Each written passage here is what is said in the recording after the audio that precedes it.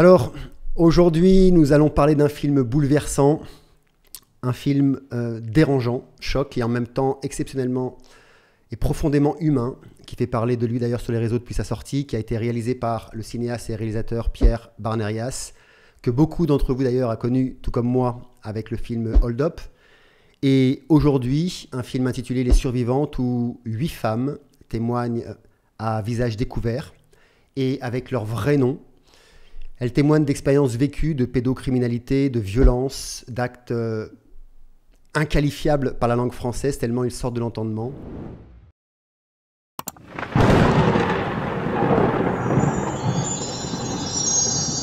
On a entendu parler d'organisation sectaire, on a entendu parler dans le document de trafic, d'assassinat d'enfants, et d'enfants notamment venus de l'étranger, mais pas seulement. Est-ce que cela veut dire, là je me tourne vers vous Georges Clatte, qu'il y a en France des réseaux organisés de pédophilie? Alors j'ai même l'impression en fait quand j'en parle que je parle de quelqu'un d'autre parce que c'est tellement traumatisant en fait que genre j'ai vu des choses d'une telle atrocité. Vraiment, j'y crois pas. Je me dis, c'est pas possible qu'un être humain fasse quelque chose pareil à des enfants. Je pense que tout le monde le savait, mais en fait, dans ce milieu-là, ils aiment bien cacher. Ils se couvrent tous les uns les autres. Donc on voit bien que les médias ont un rôle très très important. C'est eux qui sont en première ligne pour étouffer le bordel. Ils sont tous les bras dessus, quoi, pour pas que le couvercle y saute. À l'âge de 6 ans, ma mère m'a vendue dans ce réseau. Ils étaient tous calibrés, c'était des petites filles entre 6 et 8 ans. Elles étaient blondes aux yeux bleus, toutes.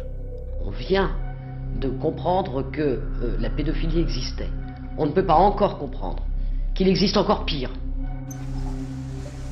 Mais je me souviens que c'était un petit garçon tout blond. Et je me souviens qu'on s'est regardé. Lui, il savait ce qu'il allait arriver et moi, je le savais aussi. Moi, j'ai vu, lors de cette séance-là, un enfant qui est devenu fou. Ouais, quand je vois ça, je me sens mal. C'était là, oui, c'était là. Mon grand-père est sorti major de l'internat, il était pédiatre. Il avait accès à toutes les drogues, tous les molécules qui permettent d'endormir, d'anesthésier. C'est quelqu'un qui a violé toute sa vie. Des enfants, des femmes. C'est du nazisme en quelque sorte. Ah oui, c'était un nazi, ce docteur.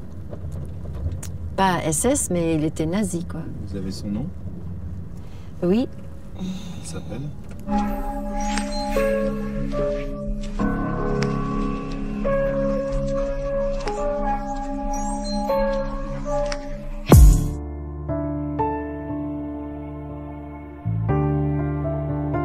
Pourquoi avoir accepté aujourd'hui de briser un petit peu le silence depuis plus de 23 ans maintenant? Je suis tout à fait bouleversé par ce reportage. Il y a un moment où le silence, c'est de la complicité. Je refuse d'être complice de ça.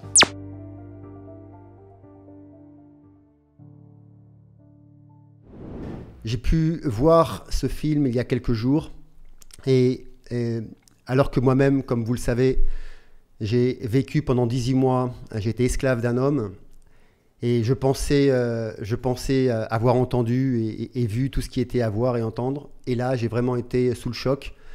Mais ce n'est pas un film où il y a des images violentes. D'ailleurs, il n'y a pas d'images. Mais sa force vient simplement des témoignages de ces femmes, des témoignages humains, vrais et authentiques. Pierre, merci d'être là. Merci d'avoir pris ton temps de venir ici. Et merci à toi, Mick. Vraiment, merci.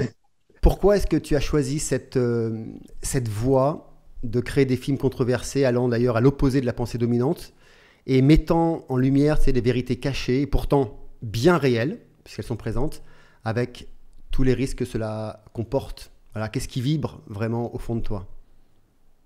Qu'est-ce qui vibre? J'ai pas choisi en fait. C'est venu à moi, c'est ça c'est pas étrange. Mais voilà, moi je suis né journaliste alors que je suis devenu journaliste à la suite d'un accident de moto que j'attribue à Notre-Dame, donc c'est pas rien. Et je me suis toujours posé la question, mais pourquoi?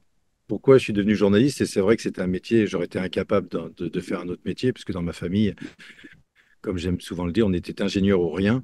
Donc j'ai donc décidé de devenir rien en devenant journaliste. Et puis en fait, au fur et à mesure, J'ai essayé vraiment de me spécialiser dans les informations positives, parce que très vite, je me suis rendu compte que la presse, elle était d'une noirceur incroyable, alors que le monde n'est pas noir, loin de là.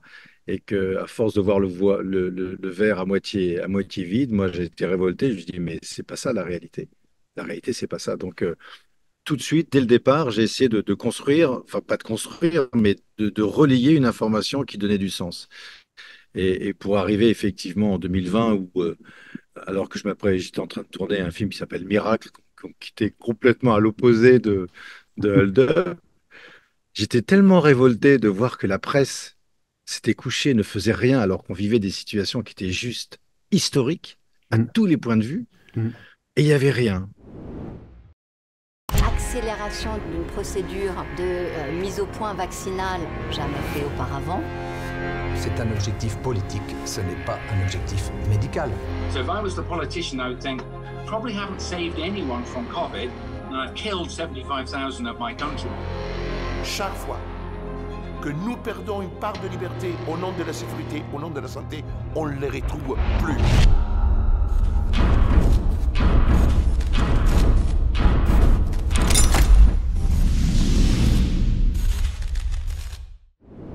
Je ne vais pas revenir sur l'année 2020, mais elle est juste incroyable. Un virus qui débarque de nulle part, un confinement qui sort historique, des mesures qui vont à l'encontre du bon sens. Enfin, on a été confiné. Enfin, c'est du jamais vu. Et pour un virus dont on savait dès le départ que, enfin, il n'était pas. Enfin, le taux de létalité, c'était 0,05%. Enfin, la moyenne d'âge des gens qui mouraient, c'était 83 ans. Et il y a eu des mesures historiques, le scandale du Lancet. Donc, à un moment donné, je me suis dit que tout va sortir. Eh bien, non. Ça continuait. Donc, voilà, j'ai fait ce film. Et par la suite, c'est vrai, je me suis intéressé très tôt, en 2010, à la pédophilie d'une façon simple, on va dire. Et puis plus tard, à la pédocriminalité, à la suite d'un reportage que j'avais vu et qui m'avait vraiment plus que bousculé, qui était le reportage de Pascal Justice, Viol d'enfant, la fin du silence, qui avait été diffusé en l'an 2000, en mars 2000, sur France 3, je crois, qui était présenté par Élise Lucet. Et donc là, quand j'ai regardé ce magazine qui était très bien fait, avec une vraie enquête, avec une vraie journaliste, je me suis dit, waouh. Bon, je m'attendais à ce qu'il y ait une suite. Il n'y a pas eu de suite. Tout a été enterré, en fait. Donc les survivantes, c'est l'histoire de 10 ans alors.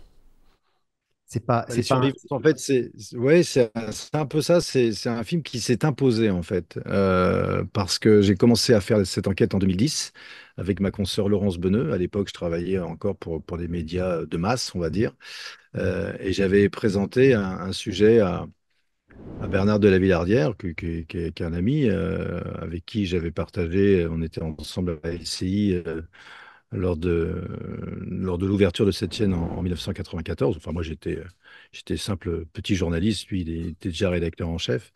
Mais on avait gardé vraiment une belle amitié. Et en 2010 ou en 2011, je ne me rappelle plus, je suis venu le voir en disant, écoute, voilà, j'ai un super sujet qui s'appelle La France, l'Eldorado des pédophiles.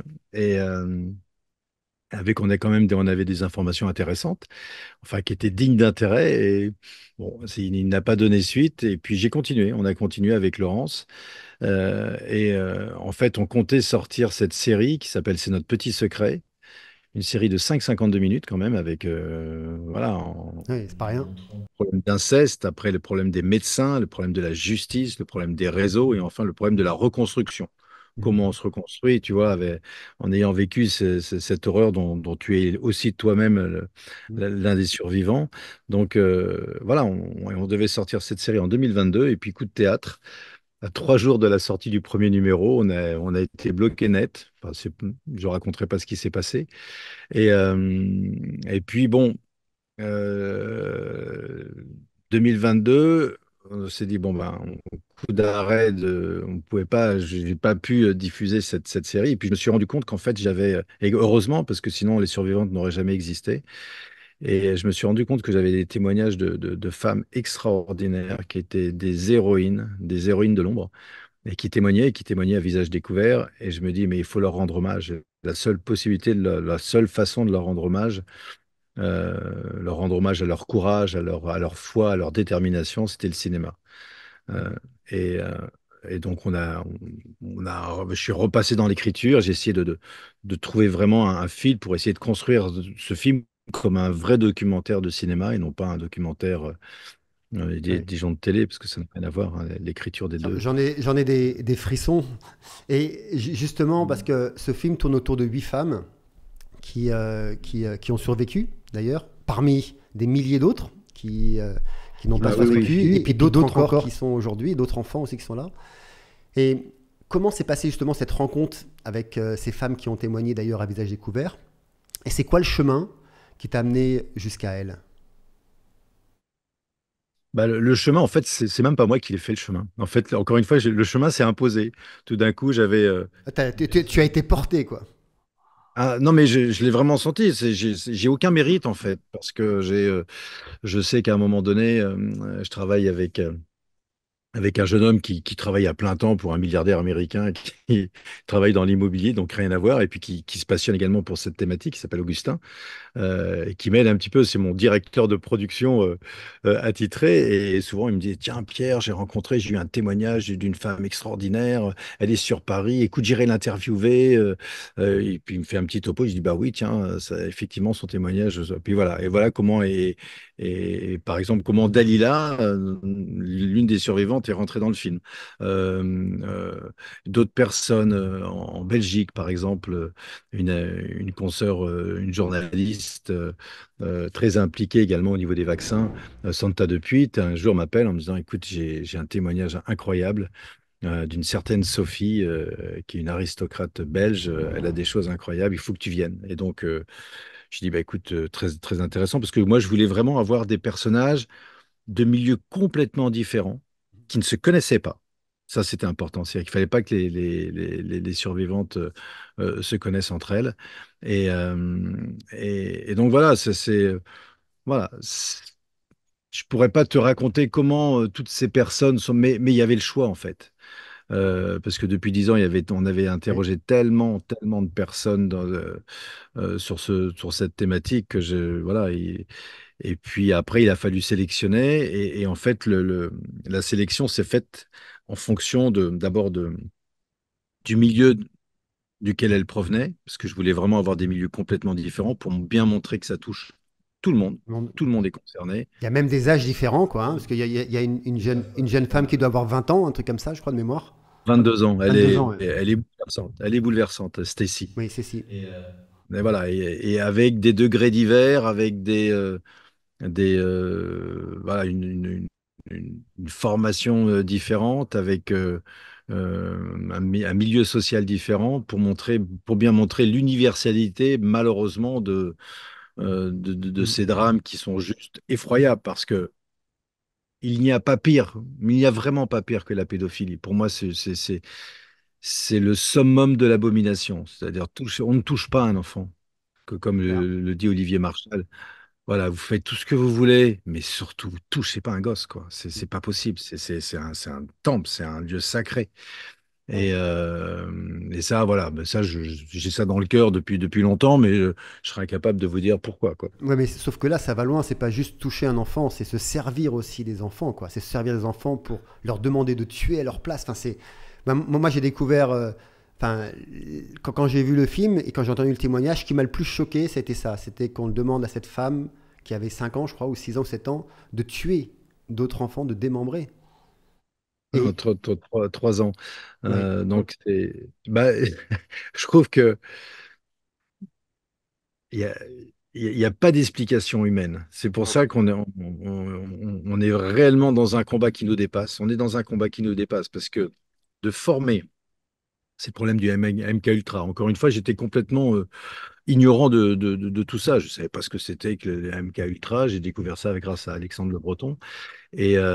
Mais d'avoir la perversité de former des bébés, enfin des gens qui viennent de naître, pour les transformer, pour prendre le contrôle de leur esprit, de leur corps, pour en faire plus tard soit des objets sexuels, mais vraiment avec avec Un protocole bien.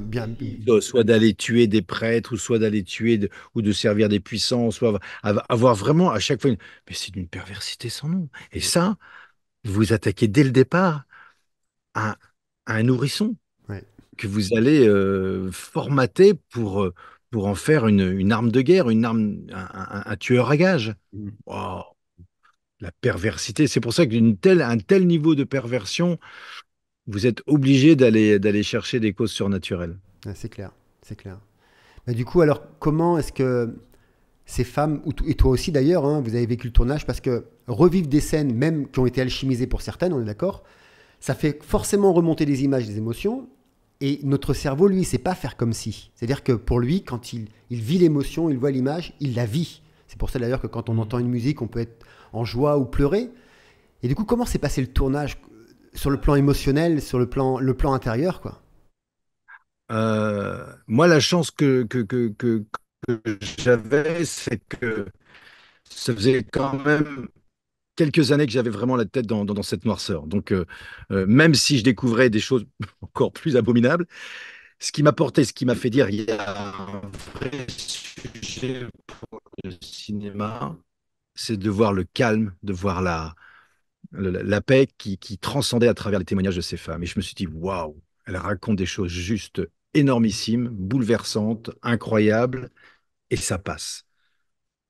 Donc même moi, j'étais surpris parce que quand vous avez et quel que soit, encore une fois, le milieu, la personnalité de ces femmes, quand vous voyez la sérénité avec laquelle elles racontent ces histoires, euh, forcément, vous vous dites qu'il y a quelque chose. Mais derrière, j'ai compris qu'il y avait 30 ans de thérapie, il y avait C'est 40 ans de ça. thérapie. C'est-à-dire que moi, je suis arrivé, c'est évident que là, comme aujourd'hui, on reçoit pas mal de courriers. Si j'avais une jeune femme qui venait, qui commençait à avoir des mémoires traumatiques par rapport à ce qu'elles avaient vécu à l'âge de 3 ans, 4 ans ou 5 ans, je pense que l'interview aurait été complètement différente. Tandis Mm. que là, j'avais en face de moi des personnes qui avaient déjà réussi à emmagasiner tout ça et à pouvoir redire un petit peu ce qu'elles avaient vécu sans avoir une larme ou sans avoir cette émotion moi, me prenait. Parce que moi, je découvrais ça pour la première fois. Bien sûr. Alors, bien sûr, journaliste que je suis, j'avais des yeux comme ça, comme des phares en disant, mais non, c'est pas possible. Ce n'est pas possible. Et ben si, c'est possible. Et je m'en rendais compte parce qu'elles avaient justement cette sérénité pour raconter l'innommable. Mais c'est souvent ça, c'est que les gens ne croient pas. Beaucoup de gens sont dans le déni, ils refusent de croire, tout simplement, hein. Oui, c'est Mais dramatique. c'est logique. Non, je dirais que c'est normal. C'est la protection. Enfin, c'est un geste à la rigueur, je dirais presque sain, parce que dire bah non, c'est pas possible, c'est pas possible. Et c'est la protection à la fois des bourreaux Mhm. et à la fois des gens qui ne veulent pas voir parce que bah, ils préfèrent ne pas voir, parce que sinon ça remet en cause l'ordre établi. On peut pas imaginer que des gens puissants puissent faire de telles horreurs en disant bah non, c'est mon monde qui s'effondre. C'est comme on peut pas imaginer que des gouvernements en veuillent à leur sujet, enfin, à leur population dont ils ont la charge. C'est comme si c'était un viol. Enfin, je veux dire que un gouvernement qui prend des mesures abjectes, qui force la vaccination en sachant que c'est une vaccination, que c'est un véritable poison, que c'est tout sauf une vaccination. Vous pouvez pas l'imaginer. Vous pouvez pas dire que votre papa vous a violé et que voilà, parce que on est dans de l'ordre du viol. Donc c'est la même. euh, C'est la même dynamique, ouais. c'est la même sidération. C'est la Mhm. même Pareil. sidération. Et voilà, on est avec ce qui s'est passé en 2020. Donc c'est vrai que avec le recul, je me suis dit, tiens, j'ai été amené progressivement à faire les survivantes parce que c'était tellement sidérant de voir tout ce qui s'est passé en 2020, de voir aujourd'hui les conséquences voilà, de ces injections de masse. J'ai dit, bah ouais, on peut pas imaginer. On peut pas imaginer que tous les gouvernements, enfin les trois quarts des gouvernements du monde soient pervertis à ce niveau-là. Pourquoi? Pourquoi ont-ils fait ça? pas seulement pour de l'argent, c'est pas possible, parce que dans les vaccins, on sait qu'il y avait vraiment des choses étaient juste interdites. Interdits, et même pour, à usage de vétérinaire, encore plus pour les hommes. Dans le vaccin Moderna, on a retrouvé des produits qui étaient juste à bannir, quoi. C'était uniquement réservé pour l'expérience. Tout est à bannir dans ces vaccins. Il n'y a pas que certains produits, mais tout est à bannir dans ces vaccins. Ouais, mais là, quand vous avez la preuve formelle que vous avez tel produit, je me rappelle si je crois que c'est le MS-100 ou quelque chose, le MS-20, euh, euh, là, c'est marqué sur la notice Moderna. Voilà, il y a ce produit-là. Quand vous allez sur la fiche du produit, vous vous rendez compte que c'est juste un poison hyper violent, quoi. Donc, oui, ça remet en cause le système, ça remet en cause l'ordre établi, mais c'est la réalité. C'est la réalité. Donc, bah, vous êtes obligé d'en parler de cette réalité. Vous ne pouvez pas la garder pour vous. Bah, tu disais tout à l'heure que les médias ne faisaient pas leur boulot, mais en fait, les médias dominants ont bien fait leur job pour que ça puisse. Ah oui, c'est magnifique. Ils ont bien fait de ne pas faire. C'était admirablement bien opéré, quoi. Ouais, mais pire que ça. C'est-à-dire que au départ, tu te dis, bon, soit c'est de l'incompétence, ou soit c'est de la complicité. L'incompétence, tu peux faire une fois une erreur, deux fois une erreur, trois fois une erreur. Mais quand tu as des là, il y a une volonté. Donc, ce n'est plus de l'incompétence. Ce n'est plus de l'incompétence, c'est de la complicité. Et là, c'est grave. Parce que être complice de millions de morts, j'aimerais pas, sincèrement. Aujourd'hui, on le sait. Je préfère être libre, en prendre plein la figure, c'est pas grave, mais au moins je peux me regarder dans une glace sans aucun problème. Par contre, là, aujourd'hui, moi, j'ai des confrères, des consoeurs, puis des gens que j'aime bien, hein. Ça va être compliqué pour eux. C'est vrai que pour beaucoup, c'est vraiment difficile. Donc, si on revient sur ces femmes, aujourd'hui, ces femmes, est-ce qu'elles se sentent plus en danger, elles se sentent moins en danger vis-à-vis de ces réseaux, ou justement, est-ce qu'elles se sentent plus protégées par cette nouvelle visibilité que tu leur offres? Il y a les deux. Elles sont en danger. Elles sont en danger, vraiment. Il y en a une qui a été menacée de mort, a eu des gros problèmes, elle a failli perdre la vie à 2 reprises avec sa bagnole qui a été vraiment... Suite au film, hein? Oui, bien sûr. Ah oui, d'accord. Bien sûr. Suite au témoignage. Non, elles sont en danger. Il y en a une autre qui m'a dit, écoute Pierre, voilà, ça bouge, parce qu'effectivement, le film a fait bouger des lignes, hein. C'est pour ça que plus il sera exposé, plus elles seront protégées. Mais donc, il y a d'un côté, effectivement, des menaces qui sont même pas c'est des menaces clairement dites, hein, et affichées qu'elles ont. Et de l'autre côté, cette sérénité parce que de toute façon, après ce qu'elles ont traversé et la force qu'elles ont témoignée, elles veulent aller jusqu'au bout de leur démarche. Donc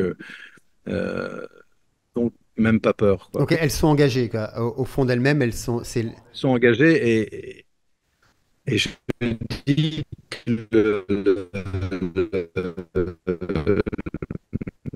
l'exposition médiatique, plus elles seront exposées, plus moi je tiens vraiment à ce que le film reste dans les cinémas, même si c'est compliqué aujourd'hui de convaincre les exploitants de salles de dire diffusez ce film, vous inquiétez pas, c'est pas un film qui fait mal. Et merci de l'avoir rappelé, Mika, vraiment, parce que c'est un film n'importe qui peut regarder. Je regrette qu'il ait été interdit au moins de 16 ans. J'ai du mal à comprendre, mais bon.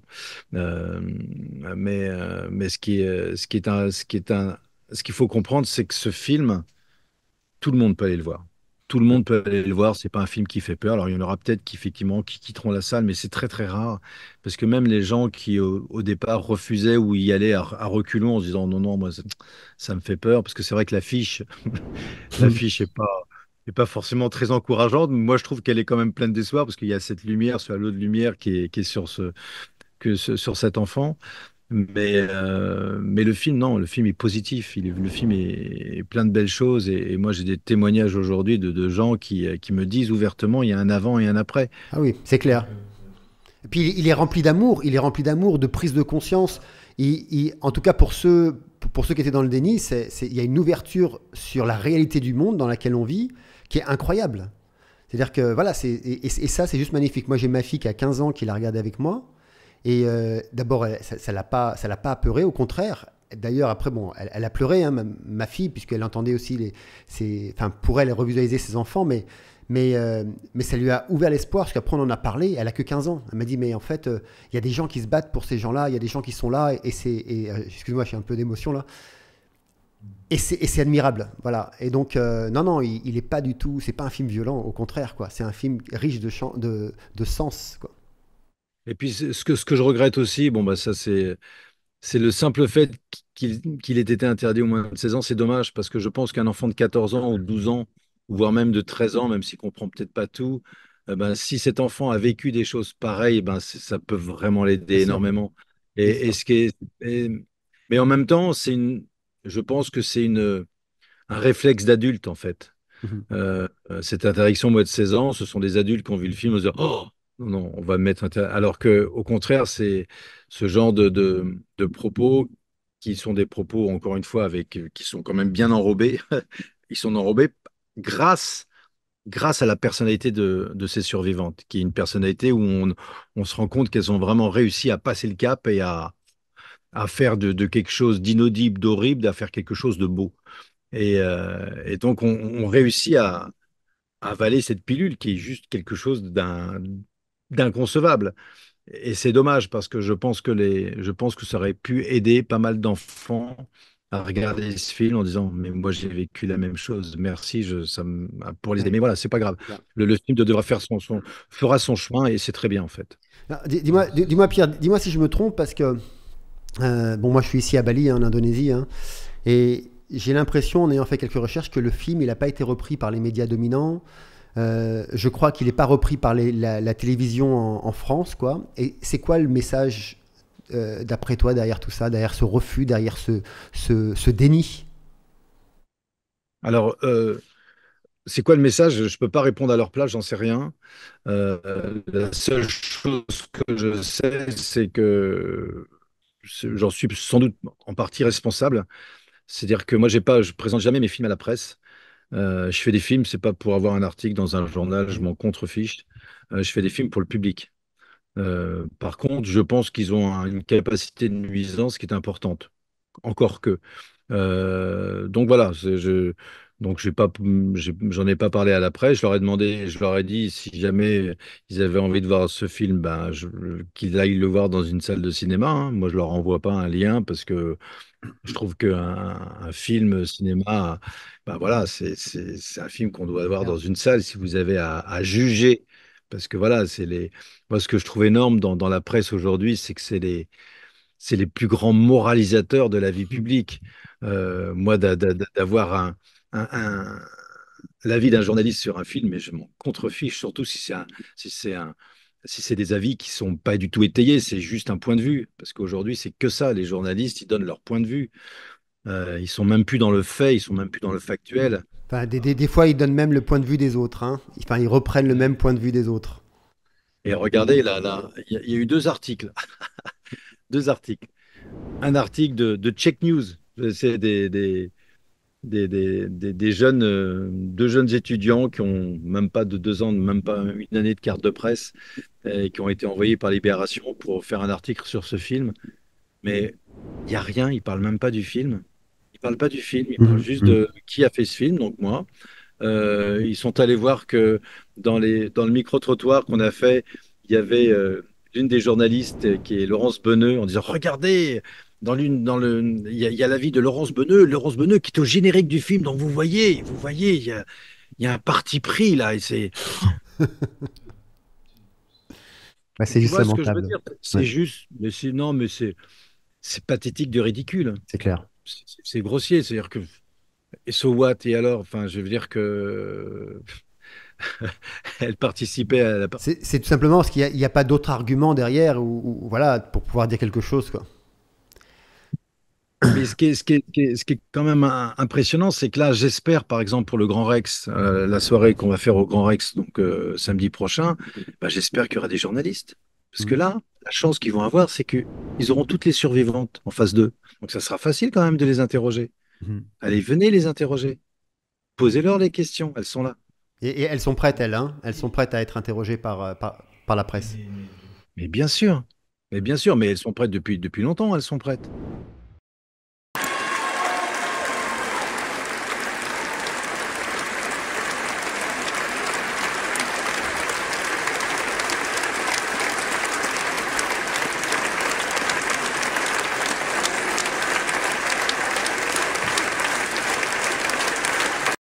Pourquoi, depuis que ce film est sorti, je n'ai pas reçu un seul coup de fil? C'est pas vrai. Un seul coup de fil d'aucun journaliste. Si, j'ai reçu un, un coup de fil enfin, un mail d'un journaliste du Figaro qui me demandait un lien du film. Je dis non, je vous donne pas un lien du film. Le film, je vous offre 2 places au Grand Rex ou à l'Espace Saint-Michel pour aller voir le film, c'est mieux.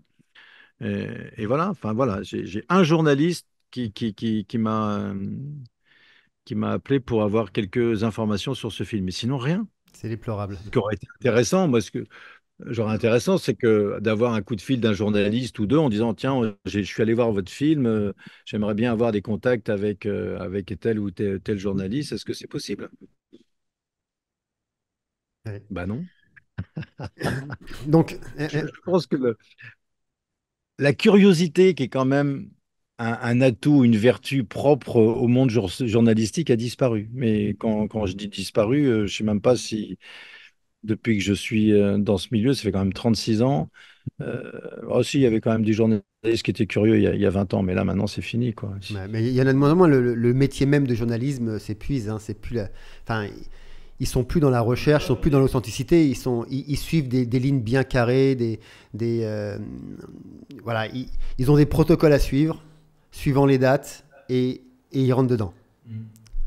En fait, ils ne sont plus dans le factuel, ils sont dans la démonstration. C'est-à-dire qu'ils sont dans l'éditorialisme. C'est-à-dire qu'ils veulent dire, bah voilà, moi je pense que. Moi j'ai enseigné dans les écoles de journalistes, dans les grandes écoles, au CFPJ, au CNPJ, au CFP, au CPFJ, enfin je me rappelle plus, le Centre professionnel de formation des journalistes. Et j'étais effaré parce qu'ils étaient là non pas dans la recherche de faits et de les assembler, ils étaient juste là dans la démonstration. C'est-à-dire, moi je veux démontrer que lui c'est un pourri, moi je veux démontrer qu'au contraire il faut le mouvement LGBT, c'est un mouvement fabuleux qui permet de libérer nos codes et tout ça. Enfin, ils étaient dans une recherche de, de, de, de de donner leur opinion. Moi, j'ai dit, mais votre opinion, j'en ai rien à faire. Moi, je veux juste. Moi, je suis. Les faits. Toujours été. Je pense que le fait, le factuel devrait être garanti par la loi. Il devrait être garanti par la loi. Voilà, le fait. Parce que le fait, il s'impose à tout le monde. Que vous soyez. Voilà, que vous soyez, je ne sais pas, quelle que soit votre couleur politique, religieuse, religieuse, ce que vous voulez. Le fait, il s'impose à tout le monde. Et le fait, on s'en contrefiche aujourd'hui. Et c'est ça qui est. Moi, ça m'a choqué. Hein. Ça m'a vraiment choqué. Surtout en 2020. En 2020, quand il y avait tellement d'informations à aller chercher. C'est pour ça d'ailleurs que j'ai fait Hold Up, Hold On, Hold Out, parce qu'il y avait rien. Rien. Pas un seul journaliste pour juste poser la question. Ah ouais? Les journalistes ont été remplacés par des indépendants pendant cette période. Ouais. Non, mais c'est ce qui les journalistes ont été remplacés par des indépendants et heureusement. Je veux dire heureusement que c'était comme ça, quoi. Que ça soit sur l'origine du virus, que ça soit. Mais même encore aujourd'hui, quoi. Bien sûr. Ah ouais, mais donnez-moi la preuve que le virus a bien été isolé. Bah non, il n'a jamais été isolé, ce foutu virus. Pourquoi? Enfin, moi, enfin, tout le monde devrait se poser des questions. Pourquoi en 2020, il n'y a eu que 0,05%, enfin, le taux de létalité était ridicule. Pourquoi aujourd'hui, on a 15% de mortalité inexpliquée? 15%? Oui, mais c'est énorme, c'est énorme, c'est énorme. Dans certains pays, c'est quoi? C'est un Hiroshima, quoi. Ah non, mais on s'en fout. Puis c'est des gamins qui sont morts d'infection, des gamins. Des fœtus. Enfin, c'est une boucherie, quoi. Quand on fait des recherches, tu sais, sur la pédocriminalité en ligne, il est clair que on a l'impression que ça existe depuis la nuit des temps, en fait. Seulement, aujourd'hui, les bourreaux sont des notables, sont des hommes d'État, donc c'est les personnes qui nous gouvernent aussi, c'est les personnes qui gouvernent le monde. Et c'est ça qui fait peur, en fait, parce qu'on est gouverné par ces gens-là.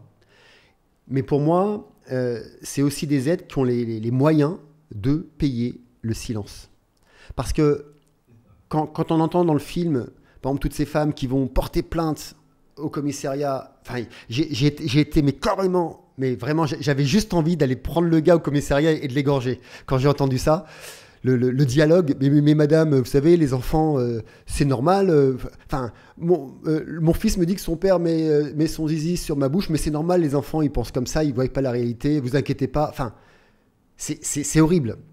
Et donc, c'est clair que pour les victimes, c'est le parcours du combattant, c'est voire même impossible de se faire entendre. Donc, à ce niveau d'implication, ça ne peut pas venir des politiques pour enrayer cette infamie, c'est impossible. Donc, ça serait quoi? C'est quoi? C'est les associations, c'est les films, c'est les témoignages, c'est quoi? C'est les plaintes en masse. Qu'est-ce qu'on peut faire pour arrêter ça? Qu'est-ce qu'on peut faire? Déjà, faire prendre conscience que ça existe, la première des choses.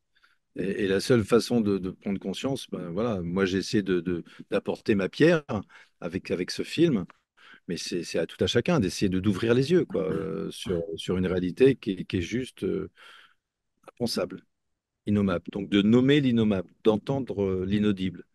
Déjà, voilà, si ce film-là pouvait permettre au grand public de prendre conscience d'une réalité qu'il ne soupçonne pas, ça serait déjà énorme. Ce film va sortir au Canada, bientôt aux États-Unis. Donc voilà, tout l'avantage du cinéma, c'est peut-être de pouvoir un petit peu réveiller les consciences et autres. Donc tu prévois des versions internationales, en anglais? Ah ça y est, ouais, Ça y est, c'est ouais, fait? Excellent. on enregistre, on est en train de doubler. Là, on va doubler à la fin du mois, là bientôt. Excellent. Voilà, on va doubler toutes les survivantes pour l'envoyer, enfin pour en faire une version anglaise qui soit audible.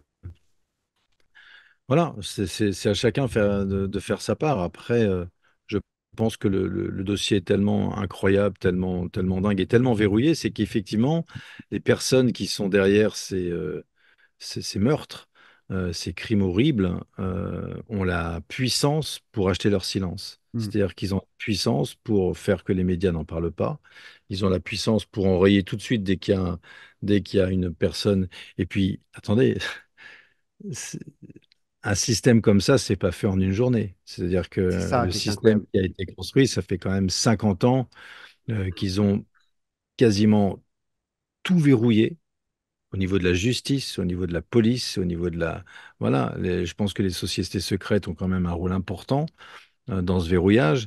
Moi, quand j'ai découvert que ces élites se réunissaient une fois par an dans une ville secrète avec les hommes les plus puissants de la planète, que ce soit des journalistes, que ce soit des industriels, que des capitaines d'industrie, des juges, des magistrats, et ils squattaient une ville, toute la ville était en état de siège. Pourquoi?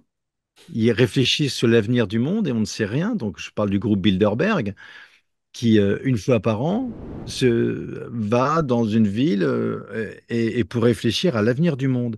Mais si ces gens-là travaillaient pour le bien-être de la société, ben, ils ne se cacheraient pas derrière un petit secret, puis ils nous diraient, voilà, tiens, regardez nos réflexions. Non, là, tout est secret. Tout est secret. Mais quand est-ce qu'on lève le secret de ces gens-là? Quand est-ce que on a tous les rapports du groupe Bilderberg pour nous dire c'est quoi leur monde meilleur, ce qui travaille pour le bonheur de l'humanité? C'est quand même bizarre parce que le XXe siècle, l'homme a tué 200 millions de ses semblables. Donc, on va dire que c'est quand même un gros boucher, hein. Enfin, La il pire a époque de exterminé quand l'histoire même de 200 millions de l'humanité. personnes.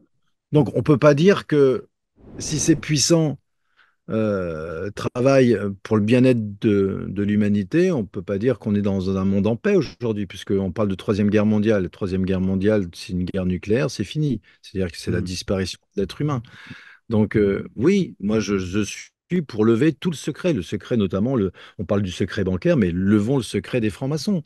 Que les francs-maçons qui travaillent pour le bonheur de notre humanité bah, disent leur nom et le courage de dire bah oui, moi je suis franc-maçon, je suis fier de l'être, je travaille pour telle loge et voilà ce que l'on fait, voilà nos travaux. On va arriver à une humanité meilleure, vous inquiétez pas. Comment vous pouvez expliquer aujourd'hui que vous ayez des hommes politiques qui se cachent derrière un secret et qui se disent libres? On peut pas être libre si on est lié par un secret. C'est pas possible. Et ça, c'est la même chose pour des journalistes, c'est la même chose pour des capitaines d'industrie, pour toutes les personnes voilà, qui appartiennent à ces sociétés secrètes. Il y a tout simplement des intentions qui nous échappent, en fait, tout simplement. Parce que il est presque impossible de concevoir, en tant qu'humain, on va dire, en ayant une bonne santé mentale, hein, on est d'accord, hein, on se met dans cette optique-là, avec une bonne santé mentale, il y a forcément une intention qui nous échappe parce que, vu l'ampleur et le nombre de personnes qui sont impliquées à des niveaux tels qu'il y a forcément quelque chose qui nous échappe où on n'a pas la main et on ne peut pas voir ce qui se passe. C'est-à-dire que pour moi, si les gens sont impliqués dans cette pédocriminalité, dans ces réseaux secrets et qui en même temps ne s'arrêtent pas et continuent à de tels niveaux, c'est qu'il y a forcément une intention derrière, il y a forcément un but final qui nous échappe tous. Ah bah non, moi, le but final, c'est vraiment prendre le contrôle, diriger le monde. C'est vraiment, voilà, on revient à c'est devenir Dieu à la place de Dieu. Hein. On est dans une société. Moi, je pense qu'on est dans un vrai combat spirituel entre le bien et le mal, entre les forces visibles et les forces invisibles, parce qu'un tel niveau de mal n'est pas concevable. Humainement, c'est pas concevable. Donc forcément, vous êtes obligé de déplacer le curseur en disant, bon, bah, j'accepte que ce niveau de mal nous dépasse, donc il est surnaturel. Donc j'accepte qu'il y ait des forces invisibles, j'accepte le satanisme. Le satanisme, vous parlez du Satan il y a 10 ans, mais on vous riait au nez. Aujourd'hui, le satanisme, c'est une religion aux États-Unis. Il y a des églises de Satan en France. Le nier, c'est juste, c'est juste mentir, donc de ne pas faire son métier. Là, je dis encore une fois à des journalistes qui se gausent, qui se marrent en parlant de satanisme, mais si vous vous marrez, c'est parce que vous êtes complice de ça. C'est pas possible autrement, parce que vous pouvez pas nier cette réalité. Donc le satanisme existe. Lisez encore, là, je voyais qu'aujourd'hui, il y a un festival, le festival de l'enfer, Hellfest, vous savez, à Clisson, en Vendée, avec des chanteurs. Lisez les paroles, et maintenant on va faire le Hellfest Kids, on va emmener des enfants. Enfin, il y a une perversion dans tout, quoi. Alors, même le mot perversion est perverti. Quand vous dites perversion, on dit, ah, ça y est, il est réactionnaire. Vous voyez ce que je veux dire? Tout de suite, le vocabulaire qui tue, qui annihile, qui détruit. Moi, on m'a flingué avec des mots. On m'a traité de quoi? On m'a traité de complotiste, d'extrême droite. Ça fait 10 ans que je ne vote plus. Alors, je le dis à tous les journalistes là qui continuent de m'insulter avec les mots de complotiste. Mais faites votre boulot, regardez Hold Up, ils l'ont même pas vu, le film. Je fais le pari que 99% des journalistes qui ont craché sur le film n'ont pas vu le film. Ils l'ont pas vu, ils ont tous répété des dépêches d'AFP qui passaient en boucle et qui leur ont lavé le cerveau. Mais quand je vois que le cerveau, il est toujours sale, leur cerveau est toujours sale 4 ans après, je m'inquiète quand même. Parce que alors que toutes les preuves sont là, qu'on a vraiment été dans un complot, mais qui est juste abominable, parce qu'on a tué des millions de personnes. Sure. Je veux dire que ce virus, même s'il sortait d'un labo, en fait, la nature est bien faite, et c'est ce que je montrais dans Hold Up. Comme la nature est bien faite, voilà, ce virus qui sort d'un labo, parce que qu'est-ce qu'on fait dans les laboratoires P4? On construit des trucs sympas pour l'avenir du monde. On transforme l'humanité. On transforme l'humanité, surtout on fait des armes de guerre, parce qu'on sait très bien que, comme le disait Bill Gates, voilà, l'avenir du monde, c'est fini les bombes atomiques, on va créer des virus. On va créer des virus qui vont pouvoir contaminer tout le monde et qui vont pouvoir tuer un maximum de personnes, parce qu'il est là le projet. Donc c'est un projet qui est juste machiavélique à souhait et qui a été mis Voilà, on a essayé avec le H1N1, ça a foiré, et on a remis la sauce quelques années plus tard, 10 ans plus tard. Et là, ça a marché parce que les journalistes, sans les journalistes, on n'en serait pas là aujourd'hui. Les journalistes ont une responsabilité énorme. Moi, j'aimerais pas être journaliste aujourd'hui, je vous le dis sincèrement. Hein. Parce que quand le bon peuple va se réveiller, va découvrir que oui, ça a été vraiment une opération monstrueuse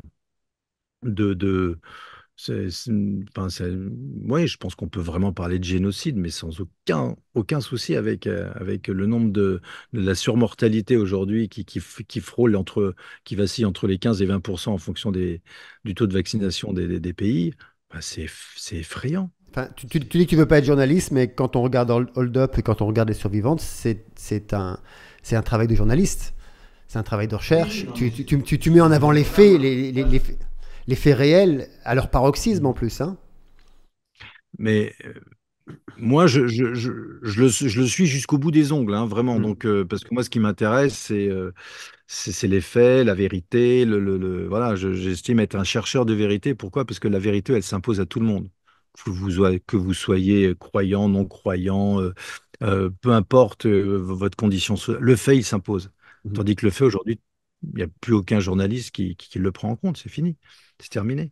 Vous avez beau mettre des évidences sous les yeux, sur leurs yeux, ils auront toujours à redire. Regardez, ils sont tous là à parader leur petit nombril sur les plateaux de télé pour juste se montrer, quoi. Mais c'est pathétique. Moi, je regarde plus la télévision depuis maintenant 5 6 ans. C'est terminé. C'est des guignols, c'est des pantins. Ils sont là à nous raconter le monde alors avec leur opinion dont on se contrefiche complètement. Et non, c'est. Et puis voilà, et puis vous supprimez l'AFP, ils sont perdus. Ils sont perdus. Regardez, en parlant de pédocriminalité, moi ça m'amuse quand vous avez un Laurent Geoffrin qui ne se souvient plus de ce fameux jeune homme qui a été le petit boy d'un journaliste de Libération qui était chroniqueur judiciaire, qui était spécialisé dans les flagrants délits, et qui a écrit un livre qui s'appelle Un petit tour en enfer, parce que pendant 10 ans, il a été violé par ce journaliste de Libé. Aujourd'hui, en 2020, ce même Laurent Geoffrin dit, ah bah non, je me souviens plus très bien de ce qui s'est passé à l'époque. Ah ouais? Bah, change de métier, mon ami. Enfin, puis arrête de montrer ton nombril, quoi. Surtout pour L'amnésie raconter. traumatique, c'est avant, c'est pas après que ça se passe, hein. Je peux le Non, mais savoir. ça frise le ridicule quand même. Ça frise le ridicule, sauf que là, bah, non, il y a des morts. Il y a des morts, quand vous violez un gamin pendant des années, c'est. Puis bien, c'est un viol d'âme aussi. Il y a pas, il y a pas que la Et mort bien physique, sûr, hein. et bien sûr, Il y a une et mort bien sûr. spirituelle incroyable. Et justement, pour finir, ça serait quoi ton message à passer aux victimes qui sont euh, encore, d'ailleurs encore dans l'ombre? Est-ce que pour toi, dénoncer publiquement, ça serait la voie? Est-ce que ça va les protéger plutôt que de rester anonymes? Est-ce que, Non, je sais pas, d'en parler, parler? parler. La parole libère, Mhm. la vérité libère. Il faut qu'elle sorte, parler parce que je pense que aujourd'hui, alors je ne sais pas pourquoi maintenant, mais c'est une parole qui peut enfin être entendue.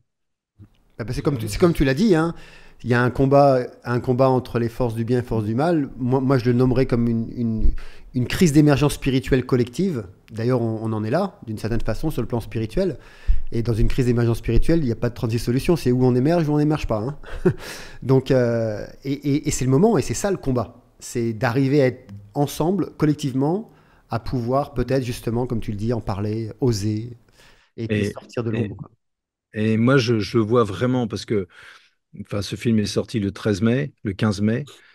Le nombre de témoignages, Mika, de personnes Ah, j'imagine. qui nous disent, mais merci, j'ai une chape de plomb qui est enfin tombée. Parce que enfin, des victimes se reconnaissaient et se disaient, on va me croire. On va enfin pouvoir me croire, je vais enfin pouvoir parler. Donc c'est un film qui vraiment libère la parole. Donc oui, je pense que moi j'ai pas de message à donner, mais déjà aux victimes de leur dire, bah écoutez, allez voir ce film. Et après, voilà, on va en parler. Là, on est en train de monter des équipes de personnes pour venir en aide à toutes ces victimes voilà, dont les mémoires sont en train de revenir. Et si ce film peut être un facilitateur pour justement permettre à tout à chacun enfin, surtout à ces personnes qui ont été victimes de retrouver des mémoires, d'avoir ces mémoires post-traumatiques qui vont les libérer, enfin, tant mieux, tant mieux. Mais c'est un long chemin, c'est un long parcours, hein. C'était les témoignages des femmes dans le film. Il y en a certaines qui sortaient de 30 à 40 ans de thérapie. Ah oui, c'est énorme, c'est incroyable. Puis c'est une vie, hein. C'est une vie entière, quoi, hein. C'est une Et vie. on mesure pas, on mesure. C'est pour ça que ce qui s'est passé en 2020 reste complètement hallucinant parce que c'est un vrai viol. C'est un Mhm. vrai viol. Les gens sont encore sidérés. Regardez, il n'y a plus d'ambiance aujourd'hui, c'est fini. Les gens, ils ont perdu leur repère, ils ont perdu leur amour de la vie. Et l'âme s'est éteinte. On a vraiment l'impression que ce qui s'est passé en 2020, ils ont flingué, voilà, sous prétexte de sauver le monde d'un virus qui était complètement anodin puisqu'il n'y avait rien. Parce que, avec un taux de létalité de 0,05% et des Rien. moyennes d'âge de personnes qui étaient de 83 ans, il n'y avait rien. Donc, ouais, derrière ce qu'ils ont fait, c'est pas beau. C'est vraiment... Mission réussie, hein, laisser les gens vivre dans la voie de la peur, tout simplement. Et du coup, Pierre, c'est quoi la suite? Alors, s'il y a une suite, c'est quoi la suite pour toi? Non, la suite pour moi, c'est simple, maintenant, je vais vraiment m'attacher à mon agence de presse, qui est une agence de presse citoyenne, qui s'appelle Citizen Light, parce que la presse, elle a tellement été décrédibilisée, mais à tous les niveaux. Non seulement décrédibilisée, mais c'est une presse complice. Parce qu'à ce niveau-là, encore une fois, pendant 3 ans, vous ne pouvez pas continuer de vous tromper. À un moment donné, ça aurait été bien de dire, bah, écoutez, voilà, on vous a enfumé, on est désolé, on a été pris également dans la peur, voilà. Et on a suivi l'AFP, et puis voilà. Et puis comme ouais, il y a jamais eu un mea culpa de personne, Il y en aura pas. journaliste.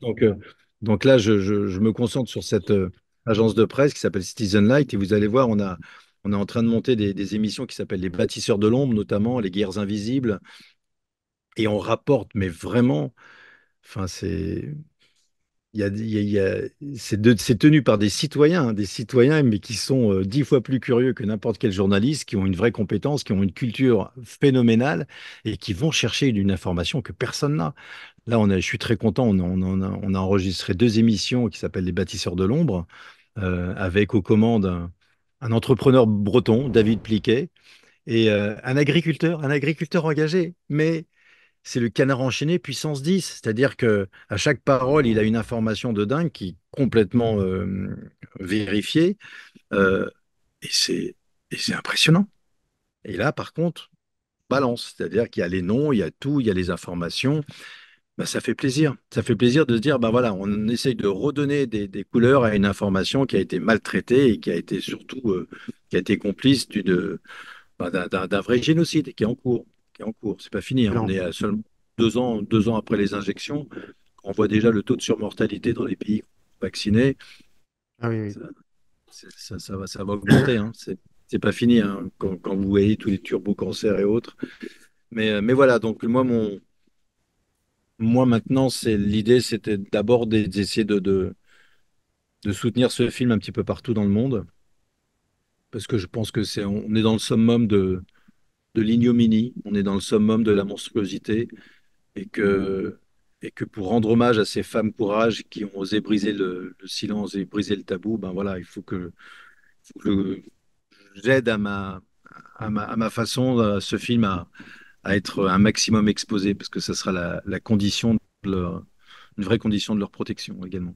Merci Pierre, merci pour ton engagement. Allez voir ce film, allez le voir. Alors pour voir où il est, vous pouvez aller sur le site des survivantes-lefilm.com.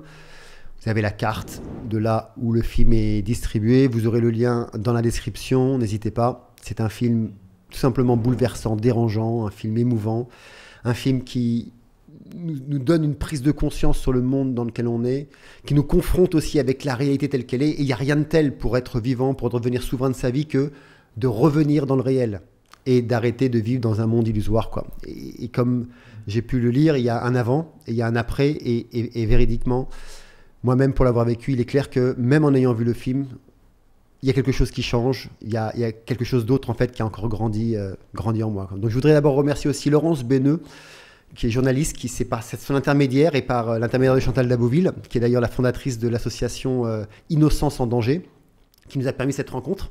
Hein, voilà. Moi je connais Chantal, et Chantal connaît très bien Laurence, et Laurence te connaît très bien, voilà. Et je vous invite d'ailleurs à contribuer. Voilà, merci pour ça. Allez voir le film. Et puis vous pouvez contribuer auprès des associations. N'hésitez pas à prendre contact avec. Tu nous donneras les liens peut-être si les gens veulent vous contacter pour témoigner de ce qu'ils ont vécu.